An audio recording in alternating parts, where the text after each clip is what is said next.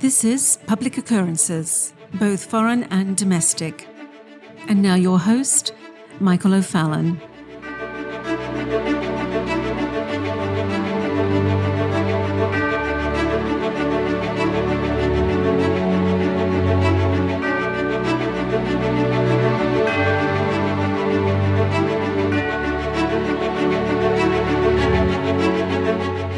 Well, for those of you that were hoping beyond hope that 2022 would be a slowing down or normalizing of life, of, let's say, getting back to normal, well, I had tried to explain that there would be no normal over the next 8 years or so, because we are a civilization that is in transition. We are a nation that is in transition. And most concerning of all, mankind is in transition, as well as the attempt to radicalize the Christian faith, and then transition the Christian faith, as mankind begins the Luciferian quest of creating a new God in the image of transhuman mankind. In reality, that is what the Great Reset has been used as the catalyst for, the transformation of everything into the next age, and the discontinuation of human history. It is the dawn of a new age that is basically in a 7-year birth canal.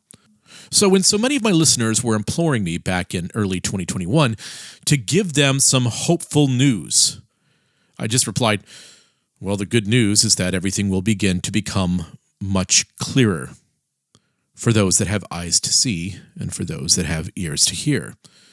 And of course, 2021 was the end of their hope of normalcy, as many were laid off from their jobs, as many were fired from their career positions, as they were restricted from travel and forced to take a mystery vaccine.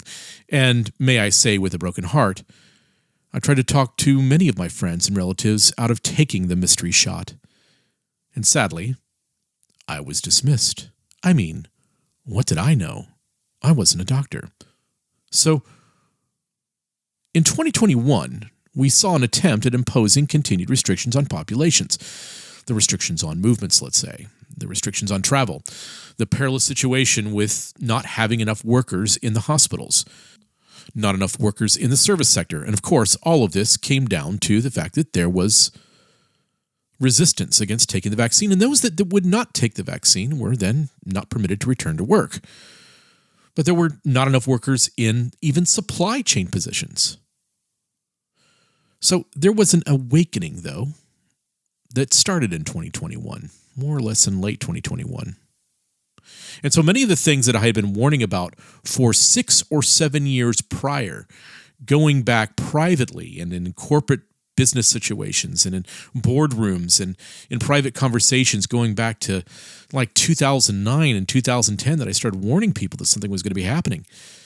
But then publicly, with the beginning of sovereign nations, and our conversations and beginning to talk to people about things and beginning to start podcasts like Public Occurrences, both foreign and domestic, as well as the causes of things.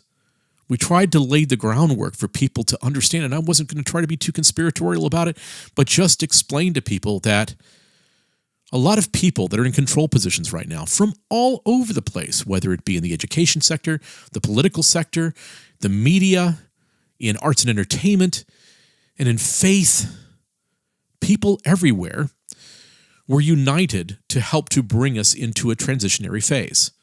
But you didn't know it. You didn't know what was happening around you. Well, people started to wake up in 2021 to this, especially at the end of 2021 and the beginning of 2022.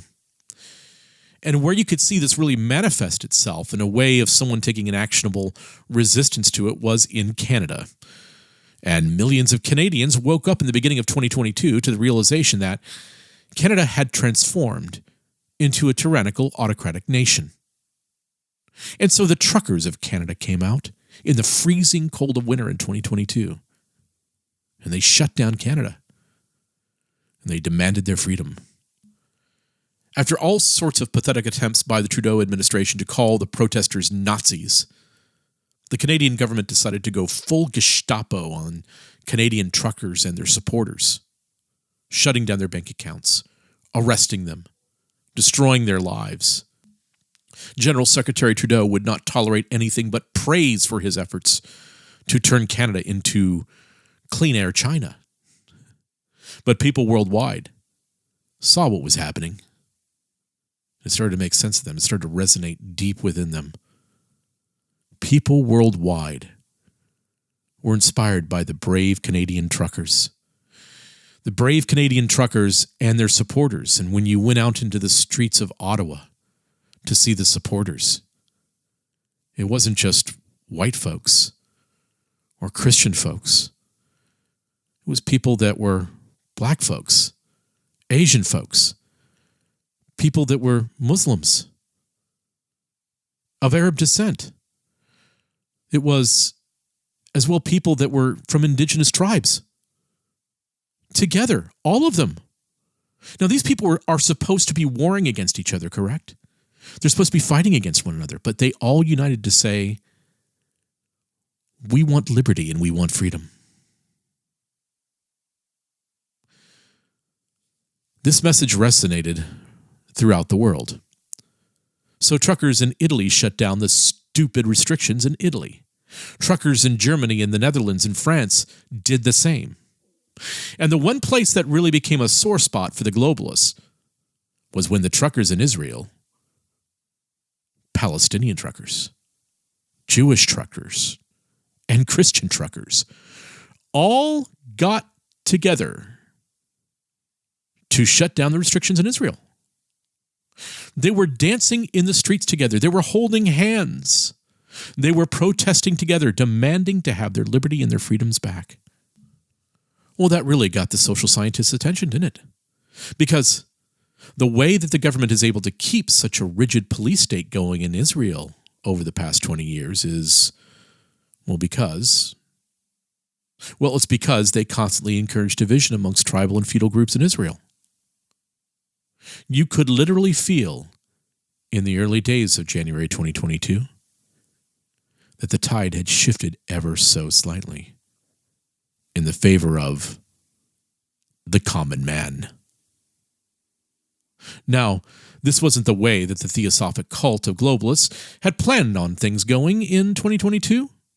And now in early 2022, you have massive movements in Australia, Italy, New Zealand, and the UK, and other countries where people were demanding that their leaders step down and that their freedoms and liberties be returned. And thanks to our efforts at sovereign nations over the years, and thanks to James Lindsay's rather strategic sense of humor, Klaus Schwab, the founder and leader of the World Economic Forum, Klaus Schwab had basically become the most memeable arch-villain in the history of the world. Ever. I mean, even surpassing people from the 1940s. And everyone in early 2022, finally, my gosh, it took long enough, didn't it? Finally, everybody got a clue on this. Finally, everyone had started to figure out that this entire disastrous mess that started now 3 years ago, well, actually, it started more than 100 years ago, but anyway, with the simulated pandemic and the stoking of fires with critical race theory and the destruction of our economy and the entire transition was being orchestrated by some goofy Bond villain types in Davos and the United Nations. People that would meet every year in different conferences, let's say Bilderberg, the Trilateral Commission, the Council on Foreign Relations, meeting in Davos, meeting in all sorts of places. Getting together and making sure that everybody was on track to do the same thing. We're all agreeing to do this. We're going to absolutely destroy the world and we're going to build it back. Hey, by the way, have you read your Alice Bailey devotions this morning? Yes, I read it this morning. My devotions to Alice Bailey and Blavatsky and so forth. Yes, we're going to destroy everything. We're going to build it back in the vision and shape of a unified world where we're in charge. So, the world leaders who had been groomed, and I mean groomed, by the World Economic Forum, Open Societies Foundations, China. Well, these world leaders, along with corporate CEOs and tech leaders, had been conspiring together to turn us into an algorithmic, technocratic, and viral-communist fascist world empire. Finally, it has taken a while, hasn't it? Let's just stop to reflect for a moment. I got to think back to 2017. I really didn't want to do this. I didn't want to start talking about these things. I didn't want to start explaining what this was all about. And I know that it's tough, and I'm sure many of you have gone through the same thing. I mean, but for me especially, to be called crazy for so many years, 2 to 3 years before finally the pandemic hit, that's when people started to come around. But during that time that people just didn't want to listen to you, while at the same time knowing that many people knew that you were saying the things that would eventually expose them. So there's danger in that. That means loss of profit, loss of reputation, all sorts of things like that. So for those of you that have gone through this process with us, maybe this is just recent to you, maybe it's just been a couple of years for you, understand the truth is more important than anything. And making sure that we stop this thing, even if it means your reputation, is the most important thing. But you could really start to see this take hold with so many people in early 2022. You could see even people that would be classically defined as liberals starting to go, wait, hold on a second, something doesn't add up here. And then you could also sense it in the interviews with Bonville and Schwab in his interviews.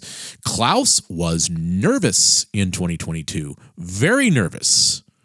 No longer did he just put his fist up to the camera and say, we're going to do this. No, now he was saying it. This is desperate. We must do this. We must stay together. Because people were starting to say, corporate leaders, world government leaders saying, you know what? I really don't want to lose my head because things are starting to fall apart. So as people everywhere who normally had all sorts of differences, like I said, what was happening in Israel, let's say, what was happening in Canada, where all of a sudden you had people that were Jews and Muslims and Christians, and in Canada, indigenous peoples and all sorts of folks from the Baha'i faith. And all of a sudden they were all together uniting against what was happening that had been encouraged for decades and planned for decades by the World Economic Forum and the United Nations. Well, this was going to be a very serious problem. This was going to be a serious problem for Klaus Schwab, for Henry Kissinger, for all sorts of folks that had been planning these things for decades. It was all starting to go off track. So when you start to see everything go off track and you're losing your grip of power and control, well, the men behind the curtain, they know what they have to do. It's time to provoke another crisis. Create another crisis. Distract the people from their unification against the World Economic Forum. Against them. And the fracture that unified everyone had to be another scapegoat. So just as the World Economic Forum was about to lose its grip, a war with Russia and Ukraine began. Like, all of a sudden. You didn't hear another peep about the massive crowds demanding that their World Economic Forum connected leaders step down. Do you remember that? Back in early 2022? When there were all of the folks that had been young global leaders and World Economic Forum leaders, the calls everywhere, even with the restrictions on Twitter and everywhere else, were that they needed to step down. We needed to get rid of them.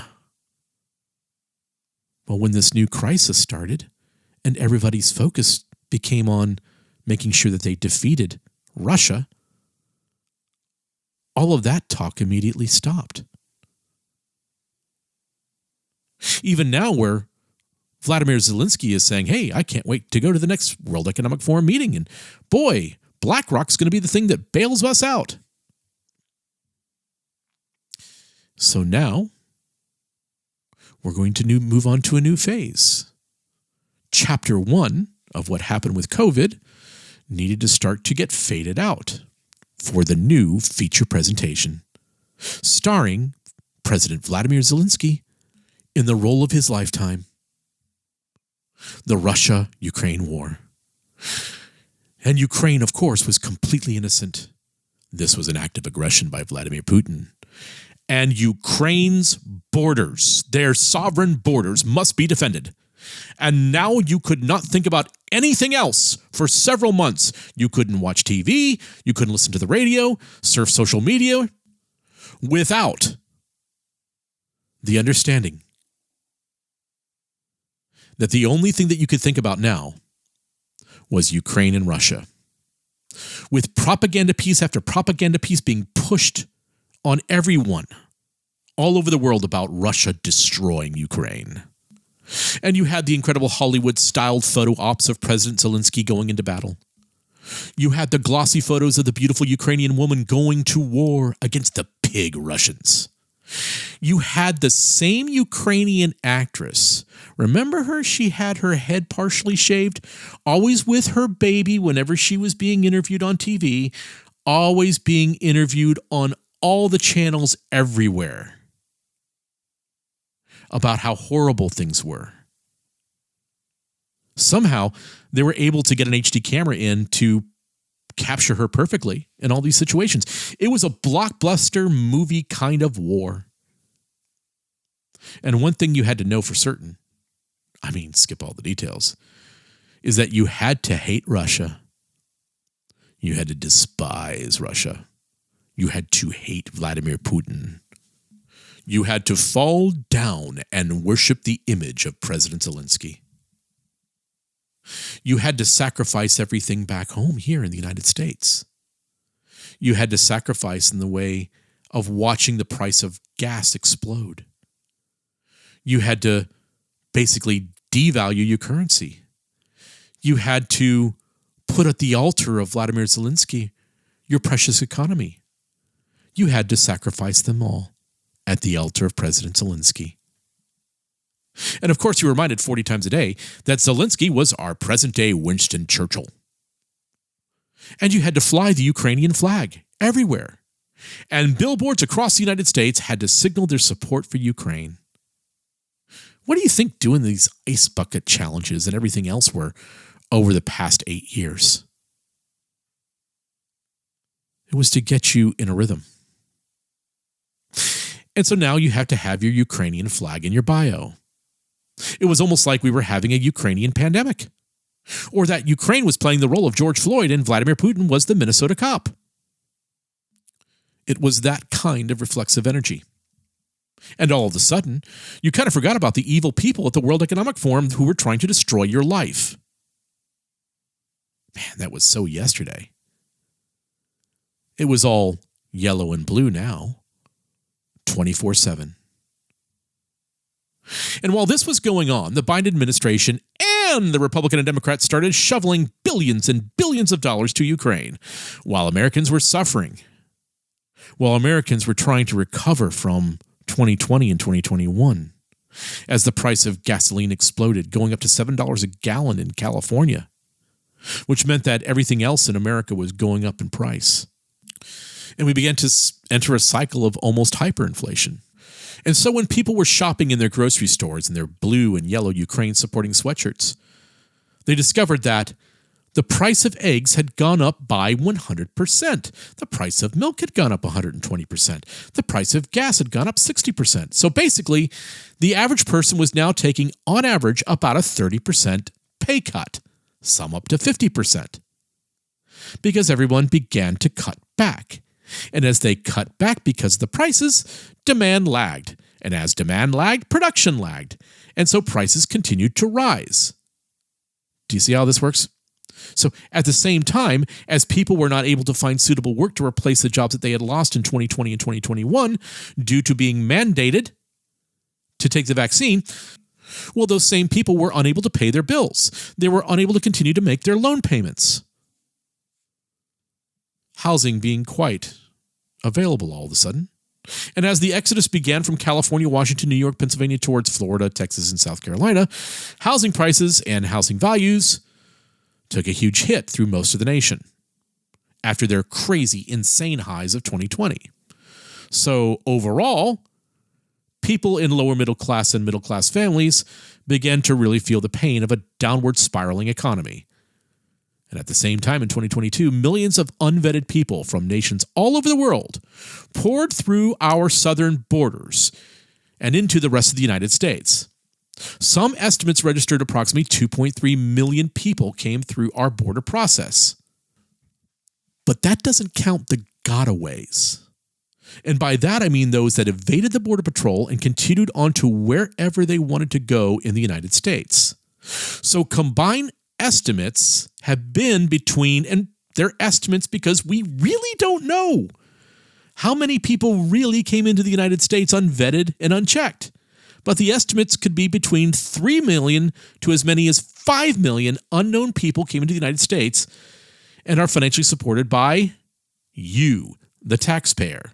And many of these people are schooling their children at our taxpayer-funded schools. They are using our federally subsidized medical care. They are taking many of the low-wage and operational jobs throughout the nation. They are changing the demographics of key areas. And as I said before this past year, this is critical immigration praxis, the destruction of the e pluribus unum melting pot that was the United States of America, and creating the new ethnically oriented affinity groups that will eventually demand entitlements and favor status in America, with the hopes of calling for a revolution in the new future. And again, my abuela and abuelo and my father were from Cuba. Don't forget that. My wife's family is from China. But we came here for the opportunities and liberties that the nation had to offer. And each of my family members took this opportunity very seriously, and we did it legally. But if we stay on pace with, let's say, 5 million never-known-before arriving people per year from the beginning of the Biden administration, let's say in early 2021, well, how many people is that by 2028? Do the math. Well, that's over 40 million people, possibly more. So in 8 years at this pace, we will have brought into the United States an entire nation of people that we don't even know who they are, that is equal to the population of Saudi Arabia. No kidding. Or how about Canada? Maybe you haven't thought about our current situation from that perspective. But thankfully, many people are. And in voting booths in 2022, mostly red states, Congress will have a different look in 2023 because we have a red House of Representatives that was voted in during 2022.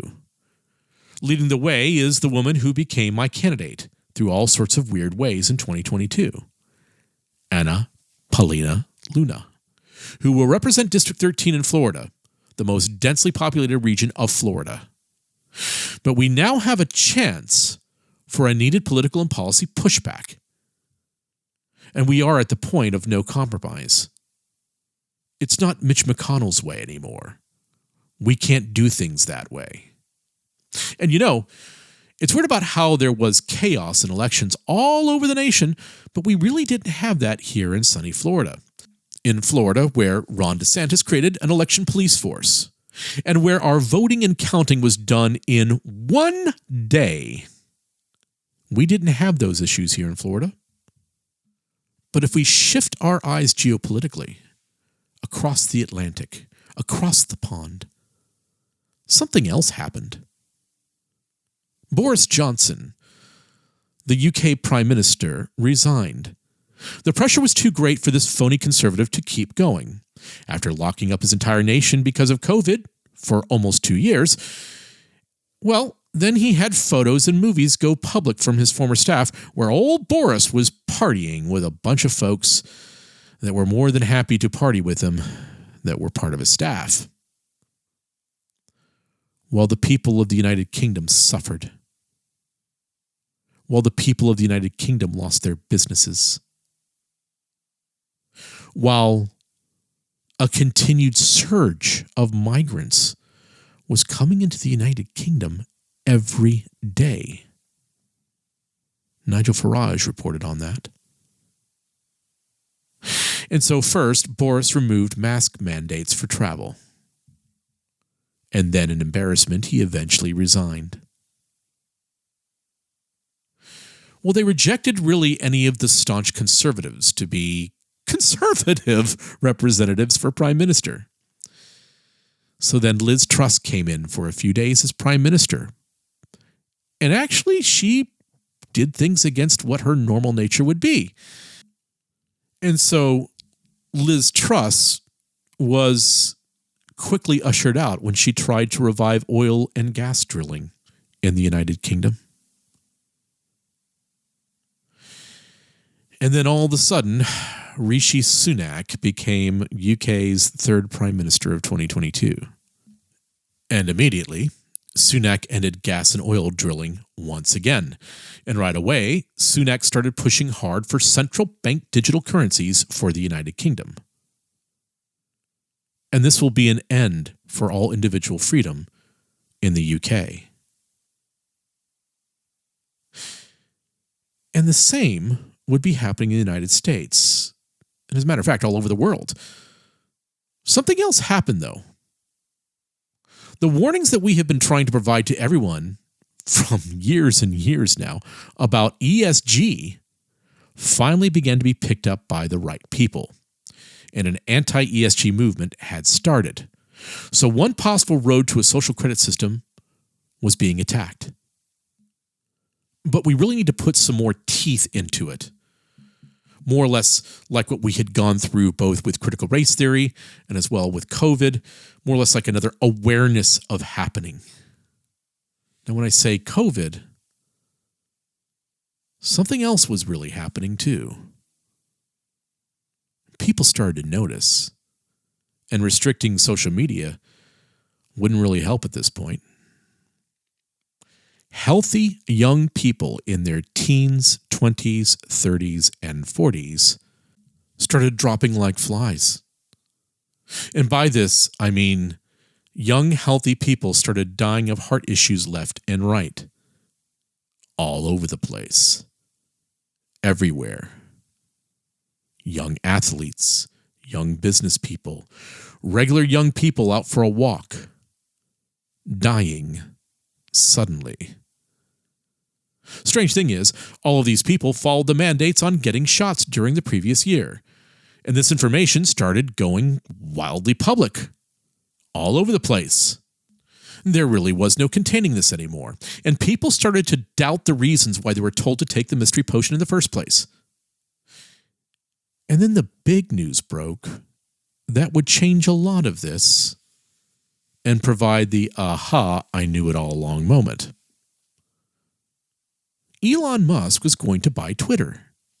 And Musk went from hero of the electric vehicle, which all the environmentalists love, to a villain overnight. No one, especially no one from the other tech companies, and no one from the mass media, no one from the Democrats, and no one from the federal intelligence agencies wanted Elon to buy Twitter. And delay after delay happened through the spring and summer. But eventually, Musk bought Twitter. And then Musk began to expose what had happened with the federal government controlling content on Twitter over the past several years. Controlling the narratives on Twitter regarding COVID, vaccines, Donald Trump, the 2020 election, Hunter Biden's laptop. Yes, there was direct FBI, Biden administration, and CIA intervention happening in social media into controlling the information from a private company, with private individuals and news organizations reporting facts, but then silencing them, deplatforming them, including our friend James Lindsay. Heck, I was put in Twitter jail, Facebook jail for several days for these things. Some of our episodes have been removed off of YouTube. All for the sake of a progressive, fake, tyrannical, totalitarian message. A new narrative. And so in 2022, people started to realize that they had been lied to constantly about all sorts of things for the past 4 years. Even to the point where a president of the United States, a sitting president of the United States, was deplatformed. And many people have now, obviously in 2022, started to realize that this wasn't just Twitter. So now, people are doubting everything. But something else happened in faith. After the past 5-6 years, even going back 10 years, of trying to explain what Big Eva and all of the current leaders in evangelicalism, as well as in the other faiths too, have been pushing in critical race theory, trying to push people into a critical consciousness, bringing in standpoint epistemology, which I had coined standpoint hermeneutics in evangelicalism. Well, all of a sudden that slowed down, started to quiet. Almost like, what happened with the Canadian truckers and so forth. And then all of a sudden you had Ukraine. So the narrative was shifted. Well, something else was happening in faith. Everyone basically accepted that the woke were here to stay in Big Eva, or that we're just going to move on and, let's do something else.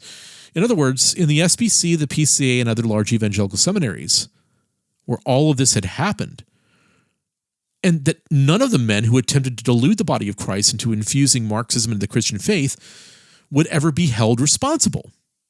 In other words, men like Moeller, Duncan, Dever, Aiken, Keller. No, it would be time to just move along and don't worry about the cancer that's still in the body.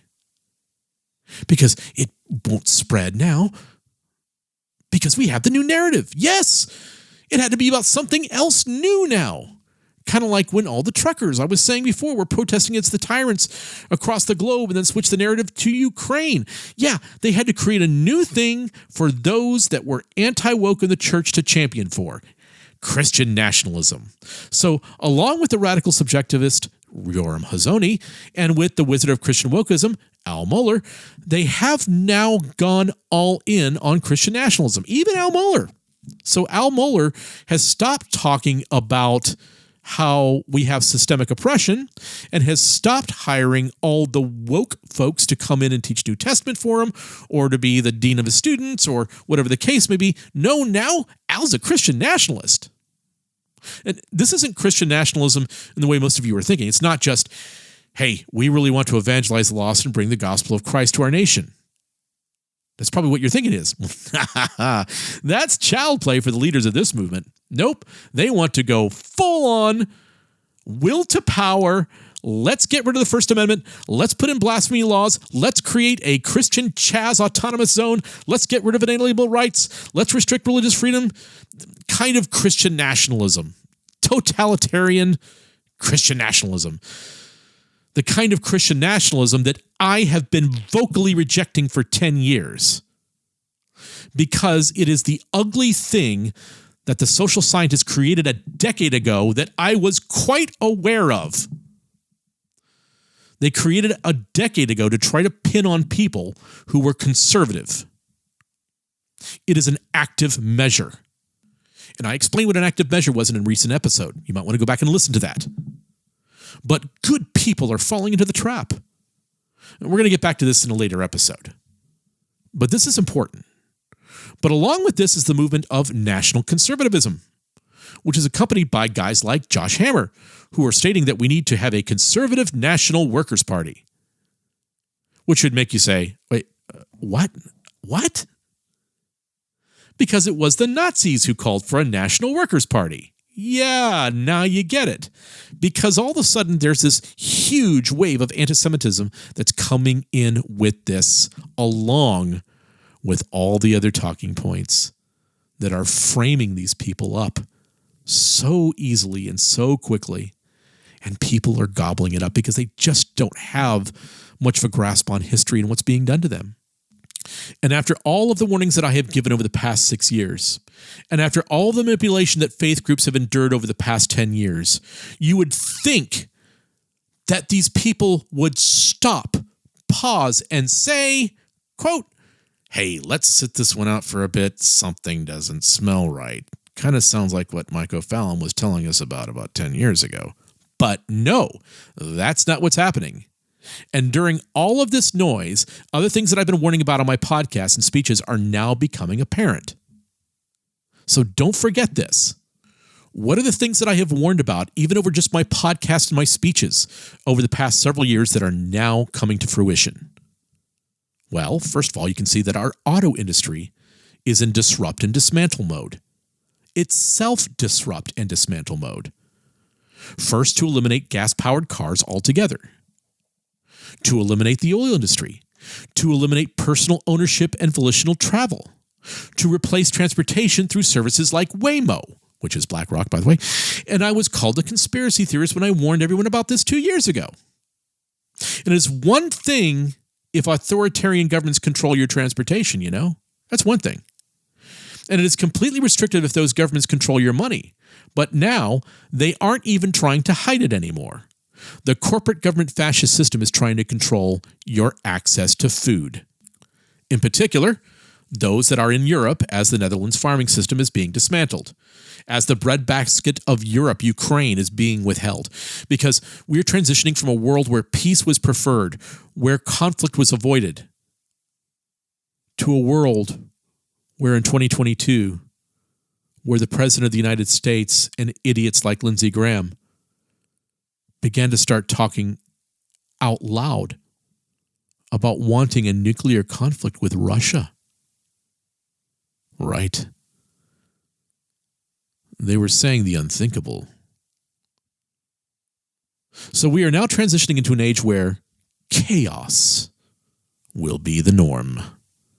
As the attempt to destroy the old world order becomes real, and it's happening in real time, where you can't just trust anything that's being told to you from the media, from your doctors, or from even pastors and leaders in your denominations, where you must test everything. It is the time of discernment in the age of tribulation.